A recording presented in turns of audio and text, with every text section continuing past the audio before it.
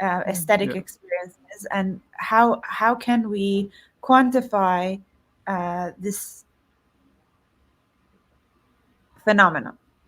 Gotcha. So briefly, uh, we looked at images of various types of scenes, from city architecture to landscapes to mountains, and we wanted to see what are the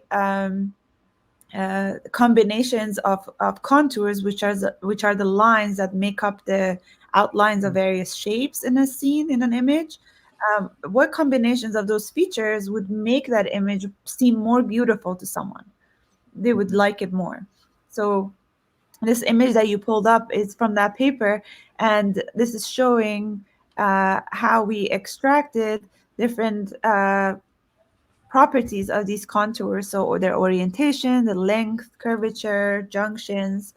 And once we did that, we put those into a model that would Mhm. predict um, the aesthetic liking for each image based on those features. But before we could get that, obviously we had to show these images to a large group of people and ask them, how much do you like this image? Rate it from a scale of 1 to 5. Got those scores. So for each image, we had multiple ratings. We averaged them up, and we had a score for each image. Yeah, so you can go to the next figure, figure 2, for example. You had it Mhm. down there. Exactly. And here Well, we put those features that we had extracted from the images as predictors in a random forest model. And we whoa, wanted to sorry. predict the aesthetic. Oh, yeah. Sorry, go ahead. Oh, yeah. Talking too much. No, no, no. Continue. I just messed up the image, but continue. Okay. So, yeah, so what you're seeing on the right is the contribution of different properties of these contours to aesthetic judgments. So you see some of them, for example, T junctions carry the most weight, and there are other uh, features, and we have these on the left side little schematics of what these orientations were, for example, or the lengths, to just make Mm. it easier.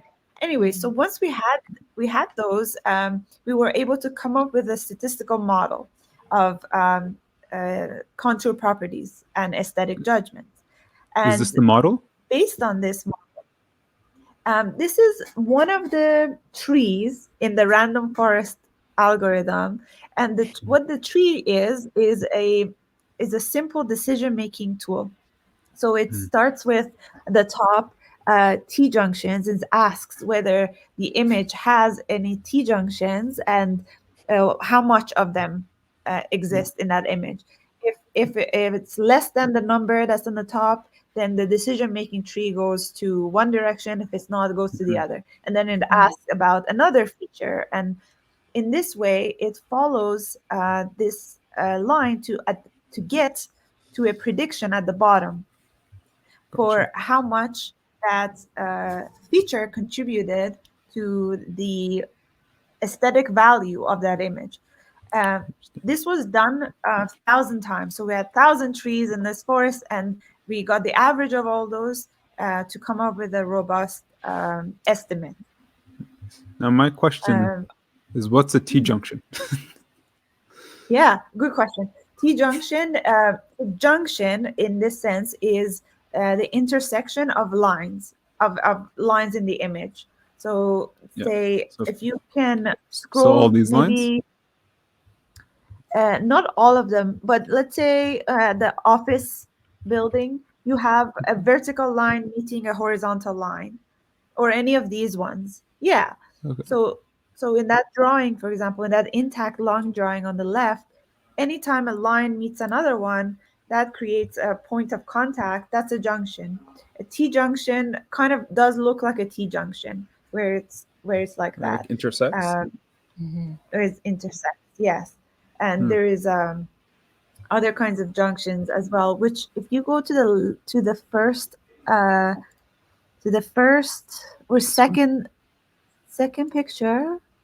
Yeah, you see on the So, second picture where the, there's a red circle, or there too. Yeah, in that image you can see different kinds of junctions. The T one actually looks like a T. in the middle panel. Oh, Yeah. okay, like this one. Got you. Okay, Yeah. And there's Y junctions and X junctions and so on. got you. Got you. Does that make sense? Yeah, Mm-hmm. yeah, yeah. That's really interesting. So it's you're looking at the different line intersection within the within the environment people can perceive, right? Like what people can see, Yes. and then what Yes. those lines are, you categorize them with like different names, like or It's, like functions and junctions. so junctions are one of those properties that we're looking at. The other properties are so the orientation of the line. How much angle does it have? How long is it? How curvy is it as opposed to angular? And Got these are all things that we perceive in the environment when we're looking at the scene. So these all went into the model for each image, and we try to use them as predictors of aesthetic value for that image. interesting. Mm-hmm. And So what does? I hope, does that make sense? Mm-hmm. It Yeah, it does. does. That's really cool. So I'm curious, how did you come up with that kind of analysis Um, I to worked consider like with Professor I worked with Professor Dirk Bernard Walter. He's a vision scientist. And in his lab, we developed this toolbox called the Mid Level Vision Toolbox, which is a set of software that were developed to extract these contours from real world images. So the first thing that the algorithm does, it takes the image, traces the lines to create just the line drawings of the photograph, and then applies other algorithms to extract these properties from the lines. This That's really cool. toolbox is freely available, and it can be used by researchers or anyone else who's interested in looking at properties of images. I'll put the link here, but it's called mlvtoolbox.org. That's the address to use that toolbox, essentially. Gotcha. I'll open that soon. Um, some couple other images, and so here I see color statistics. How did color play into the? Yeah. So we added color as well, and try to Mhm. repeat the experiment with not just one set of people, but others. And once we had this solid kind of model, statistical model based on a lot of different properties, we showed, if you go to the next This one. image. Yes, this one, perfect. Once we had that model, what we did was we took the image and tried to find the lines, the contours that would have the highest aesthetic value and ones that would have low aesthetic value. So in this image, the red ones have high aesthetic value and the blue ones have low aesthetic value based on the model. Then we modified the image to create two versions of it. One version that only included the high aesthetic value contours, and one that only included the low aesthetic value contours. Hmm. If you scroll down a little bit, you see them. So I yeah, see. exactly. You see those two images on the right? Yeah, yeah. They're on the original, but now they're predicted to be most liked or least liked. Mm. Uh, Interesting. and to test that, we actually showed these images to groups of people and asked them, which one do you like more? And we Mm-hmm. found that across all the images, across the different categories of images, and Hmm. people from around the world, they liked the ones that were contained the high aesthetic value images. So this confirmed our hypothesis that we probably can come up with these not universal, but these principles that most people, if applied to images, most people will find that image beautiful. Mm-hmm. Mm, interesting. And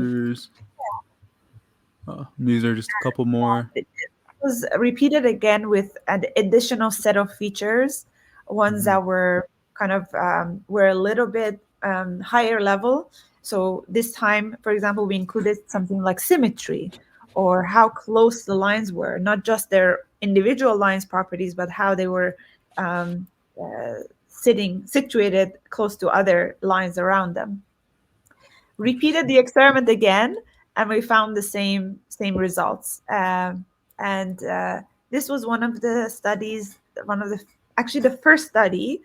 This was the first study that showed a causal link between contour properties and aesthetic value, meaning it was the first study that showed that if you take these properties of these lines, you manipulate them in particular ways, you can make people like or dislike an image based on that. Wow.